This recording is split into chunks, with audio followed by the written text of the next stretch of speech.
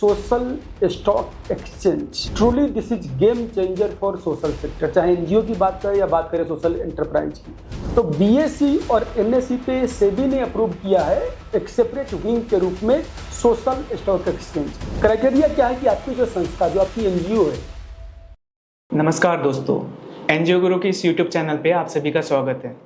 जैसे कि हम लगातार इस सीरीज़ में बहुत ही इंपॉर्टेंट टॉपिक पे बार बार वीडियोस लेके आ रहे हैं, उसी तरह आज एक बहुत ही इंपॉर्टेंट टॉपिक है जिस पे बहुत सारे हमारे दर्शक ने कमेंट्स भी करा है और हमारे जो क्लाइंट्स हैं उन्होंने भी रिक्वेस्ट करा है कि इसके ऊपर एक डेडिकेटेड वीडियो बनाया जाए। तो आज हमारे बीच एनजीओ गुरु के founder, 2 times world record holder, chartered accountant CA Rajesh Verma sir हमारे बीच मौजूद हैं। तो सर आपका स्वागत है। तो बहुत ही इंपॉर्टेंट टॉपिक है social stock exchange and truly this is game changer for social sector. चाहे एनजीओ की बात करें या बात करें सोशल एंटरप्राइज की, तो आज इसका कंप्लीट प्रोसेस, जो भी आपके सवाल कंपाइल कर रखे हैं प्रहलाद ने, तो सारे कंपाइलेशंस के अकॉर्डिंग 1 बाय 1 बिल्कुल बेसिक से स्टार्ट करके हम लोग कंप्लीट प्रोसीजर पर बात करने वाले हैं। किसका? Social stock exchange. और मैंने बोला गेम चेंजर साबित हो रहा है। किसके लिए? सोशल सेक्टर के लिए।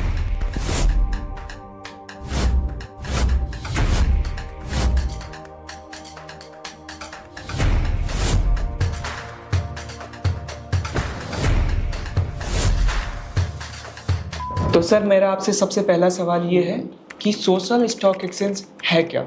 सोशल स्टॉक एक्सचेंज एक्चुअली में एक सेपरेट विंग है, क्योंकि अलग से कोई स्टॉक एक्सचेंज नहीं है। जो भी भारत में 2 नेशन वाइड स्टॉक एक्सचेंज है, आपका एनएसई हो गया और बीएसई हो गया, बॉम्बे स्टॉक एक्सचेंज और नेशनल स्टॉक एक्सचेंज। तो बीएसई और एनएसई पे सेबी ने अप्रूव किया है एक सेपरेट विंग के रूप में सोशल स्टॉक एक्सचेंज, जहां पर एनजीओज या सोशल एंटरप्राइज, जो लोग समाज सेवा के कार्य करना चाहते हैं, उसके लिए फंडिंग रेज करना चाहते हैं, तो जिस प्रकार से कैपिटल मार्केट से एक कॉर्पोरेट अपने बिजनेस के लिए फंडिंग रेज करता है, उसी प्रकार से एनजीओ या सोशल एंटरप्राइज अपने सोशल इंटेंट के लिए, सोशल वर्क्स के लिए, सोशल मोटिव के लिए यहाँ से फंडिंग रेज कर सकते हैं सोशल स्टॉक एक्सचेंज के माध्यम से। तो सर इसी तरह मेरा एक और सवाल है आपसे कि इसमें कौन रजिस्टर हो सकता है? अगर सोशल स्टॉक एक्सचेंज में रजिस्टर होना है तो क्या कंपनी भी हो सकती है या फिर बस एनजीओ हो सकता है? यहाँ पर बेसिकली है क्या, सोशल एंटरप्राइज इंपॉर्टेंट है। चाहे एनजीओ हो, चाहे फॉर प्रॉफिट एंटरप्राइज हो, अगर सोशल एंटरप्राइज रन कर रहे हैं, यानी समाज के किसी प्रॉब्लम को सोल्व कर रहे हैं, इंटेंट जो है सोशल है, इम्पैक्ट जो है सोशल इम्पैक्ट क्रिएट कर रहे हैं, तो अगर सोशल इम्पैक्ट आप क्रिएट कर रहे हैं आपका एनजीओ, तो यहाँ पर आप रजिस्टर हो सकते हैं बीएसई या एनएसई के साथ में सोशल स्टॉक एक्सचेंज पे। क्राइटेरिया क्या है कि आपकी जो संस्था, जो आपकी एनजीओ है, that must be at least 3 years old. क्योंकि बात यहाँ पर किसकी हो रही है? बात यहाँ पर एनजीओ की हम लोग बात कर रहे हैं। तो आपका जो एनजीओ है वो 3 साल पुराना होना चाहिए एटलीस्ट। आपके पास 12 एनएटीटी का रेगुलर रजिस्ट्रेशन होना चाहिए, और जो आपके एक्टिविटीज है, जो आपके वर्क है, वो आपका वर्क जो सेबी अप्रूव्ड यहाँ पर एक्टिविटीज है, यानी जो सस्टेनेबल डेवलपमेंट गोल्स से अगर अलाइंड हो रहे हैं, तभी जा करके यहाँ पर आप एसएससी में रजिस्टर्ड हो सकते हैं। और जो बेसिक क्राइटेरिया है कि आपकी जो संस्था, जो आपकी एनजीओ है, वो एज ए ट्रस्ट सोसाइटी या सेक्शन 8 कंपनी रजिस्टर्ड होना चाहिए। तो इसका मतलब से अगर कोई कंपनी चाहे तो इसमें रजिस्टर नहीं हो सकता है? बिल्कुल हो सकता है। बेशक अभी शुरुआत नहीं हुआ है भारत में, लेकिन हो सकता है। As per SEBI guidelines, even for profit enterprises, for corporates also, those who are doing any social enterprise, अगर वो सोशल एंटरप्राइज कर रहे हैं, समाज के प्रॉब्लम को सोल्व कर रहे हैं, सोशल इंटेंट है, सोशल इम्पैक्ट है, यहाँ पर जो रेलिवेंट मेन जो चीज़ें हैं वो है social enterprise, social intent and social impact. अगर 3 चीज़ें हैं तो even for profit enterprises can also be registered on social stock exchange. लेकिन चूंकि उनके लिए कैपिटल मार्केट खुला हुआ है, तो why they will come here. So इसीलिए बेहतर ये है, यहाँ पर जो मेन रेलिवेंसी आती है वो आती है एनजीओज की, वो आती है ट्रस्ट सोसाइटी सेक्शन 8 कंपनी की आती है। बिल्कुल सर, ये हमारे व्यूअर्स के लिए बहुत ही इंपॉर्टेंट पॉइंट है कि social stock exchange specially NGO के लिए, लेकिन कंपनी भी जा सकती है अगर उनका इंटेंट सोशल है। तो इस चीज में मैं यहाँ पर बोलूंगा कि उनको मत भेजो, कि ठीक है उनके लिए कैपिटल मार्केट खुला हुआ है पूरा, पर वहां से फंड रेज कर सकते हैं। So why to go there? So it is mainly for NGOs, जो ट्रस्ट है सोसाइटी सेक्शन 8 कंपनी, उनके लिए है बेहतर है। कंपनी वालों के लिए ओपन है कैपिटल मार्केट, बट जो हमारे एनजीओज हैं जिसके पास अपॉर्चुनिटी नहीं थी, ऑप्शन नहीं था, उसके लिए हमारे सोशल स्टॉक एक बेहतरीन ऑप्शन। कैपिटल मार्केट एक बहुत बड़ा एवेन्यू ओपन कर दिया है सोशल स्टॉक एक्सचेंज के रूप में कि अगर आपको इंस्टीट्यूशनल डोनर को टैप करना है, बड़े लेवल पर बड़ा कोई आप प्रोजेक्ट करना चाह रहे हैं, बड़ा कोई काम करना चाह रहे हैं, जिससे समाज के कोई ज्वलंत समस्या जो है समाप्त होना चाहिए, समाधान होना चाहिए, तो समाज के कोई बड़ी समस्या को आप पकड़ के समाधान कर रहे हैं, यस यू आर वेलकम। आपके पास कैपिटल मार्केट पूरा खुला हुआ है, आप जो लार्ज इंस्टीट्यूशनल डोनर्स हैं उनको टैप कर सकते हैं, वहाँ से फंडिंग ले सकते हैं, राइट। बिल्कुल। तो दोस्तों जैसे कि सर ने बताया कि ये जो हमारा सवाल था कि who can register in SSC, तो सबसे इसका जो बिल्कुल परफेक्ट आंसर सर ने दिया है वो है एनजीओज, जिसके लिए परफेक्टली ये स्पेशली बनाया गया है। तो आप सभी इस चीज़ का लाभ उठा सकते हैं, उसके लिए बिल्कुल हमारे साथ आप जुड़े रहिए। तो सर जैसे आपने बताया कि इसमें एनजीओज रजिस्टर हो सकते हैं, राइट। तो फिर सर उसका कुछ तो डॉक्यूमेंटेशन होगा, कोई तो क्राइटेरिया होगी उसका। भारत में आज के टाइम पे बिना कागज दिखाए, बिना डॉक्यूमेंट्स दिखाए काम नहीं चलता। तो डॉक्यूमेंट्स तो प्रॉपर होना चाहिए, परफेक्ट होना चाहिए। खास करके आप वो भी जा रहे हैं सोशल स्टॉक एक्सचेंज की बात करें, कैपिटल मार्केट की बात करें, तो यहाँ पर तो आपके पास डॉक्यूमेंट्स चाहिए। डॉक्यूमेंटेशंस में देखिए जो बेसिक डॉक्यूमेंट्स, अगर एनजीओ है तो आपका रजिस्ट्रेशन का डॉक्यूमेंट्स हो गया, जो भी आपका कॉन्स्टिट्यूशन का डॉक्यूमेंट्स है, लाइक मेमोरेंडम है, बायलॉज है, ट्रस्ट डीड है, या फिर memorandum and articles of association अगर कंपनी केस में।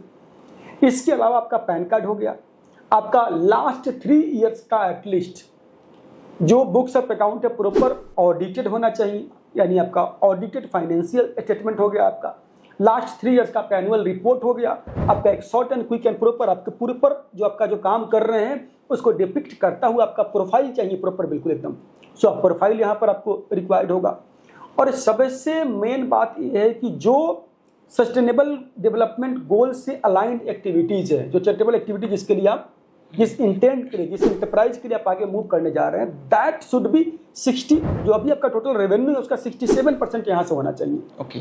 और यहाँ पर बेसिकली जो मेन रिक्वायरमेंट है, ये सब डॉक्यूमेंट्स आपका ओके है, किसी लिटिगेशंस में आप नहीं है, और आपका पिछले 3 सालों में at least 50 lakh rupees per year का आपका जो पर एनम का जो है आपका चैरिटेबल एक्टिविटी पे एक्सपेंस होना चाहिए, और मिनिमम 10 लाख रुपीज का आपका लास्ट ईयर का रिसीट होना चाहिए।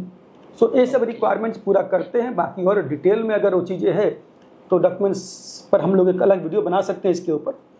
सो बेसिकली यही रिक्वायरमेंट है डॉक्यूमेंटेशन का। तो दोस्तों जैसे कि सर ने बताया, अगर आप एसएससी में मूव करना चाह रहे हैं तो डॉक्यूमेंट को आपको बिल्कुल पुख्ता, बिल्कुल स्ट्रॉन्ग और सारे डॉक्यूमेंट बिल्कुल परफेक्ट होना चाहिए, तभी आप आगे मूव कर सकते हैं, क्योंकि डॉक्यूमेंटेशन है सबसे ज़रूरी।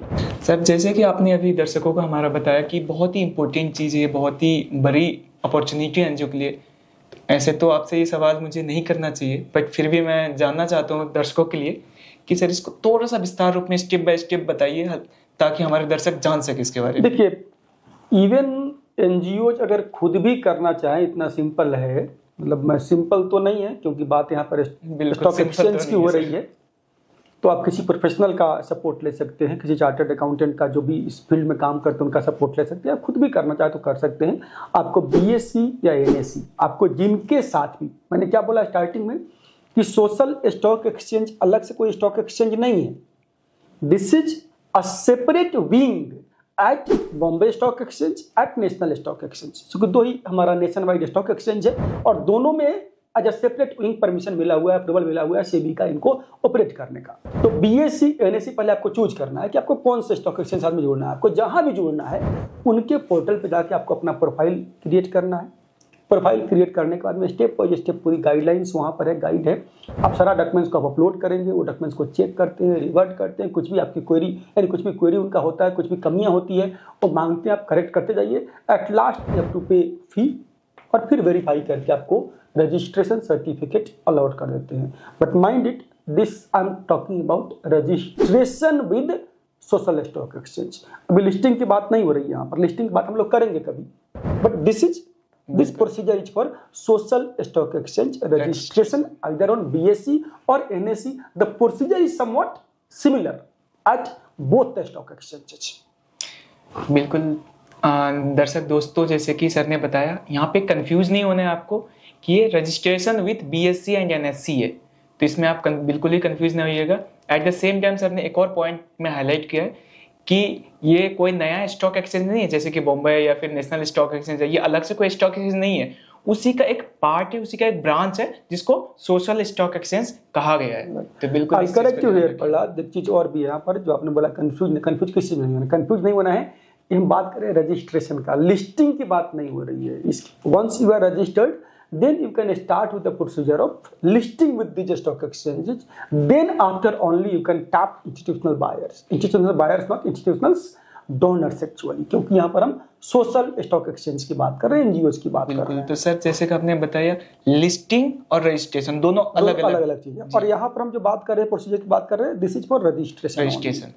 तो जो स्टेप अभी सर ने हमें गाइड किया है वो एक रजिस्ट्रेशन का प्रोसेस है, नॉट ए लिस्टिंग प्रोसेस। तो लिस्टिंग के लिए अलग प्रक्रिया होगा, उसके लिए मैं बिल्कुल सर से रिक्वेस्ट करूंगा कि टाइम निकाल के उसके ऊपर डेफिनेटली हम एग्जिस्ट करते हैं यहाँ पर अपने एनजीओ भाइयों के लिए। लिस्टिंग के लिए भी हम एक डेडिकेटेड वीडियो बनाए। बिल्कुल। तो सर आपने तो बहुत ही इंपॉर्टेंट टॉपिक को कवर किया, जो कि बहुत सारे एनजीओ या फिर यूट्यूब चैनल्स इस चीज़ों को जानबूझ के टैप नहीं करना चाहते, क्योंकि थोड़ा कॉम्प्लिकेटेड है ये। लोग समझते हैं कि कॉम्प्लेक्स चीज है, कैसे समझाया जाए। में प्रहलाद ये सबके लिए नहीं है। इस चैनल के माध्यम से मैं व्यूअर्स को बोलना चाहूँगा, जो भी हमारे एनजीओ व्यूअर्स यहाँ पर देख रहे हैं, सबके लिए नहीं है। ऐसा नहीं कि अब कुछ नया अपॉर्चुनिटी आया है, सब लोग चले गए लाइन में लगे कि मुझे भी सोशल स्टॉक में रजिस्टर होना है। आप आए, आपको देखना है कि आप क्राइटेरिया फुलफिल कर रहे हैं, आपको आगे लग रहा है कि यस आपके लिए अपॉर्चुनिटी है, आप इंस्टीट्यूशनल डोनर्स को आप टैप कर सकते हैं, अपॉर्चुनिटी आपको दिख रहा है।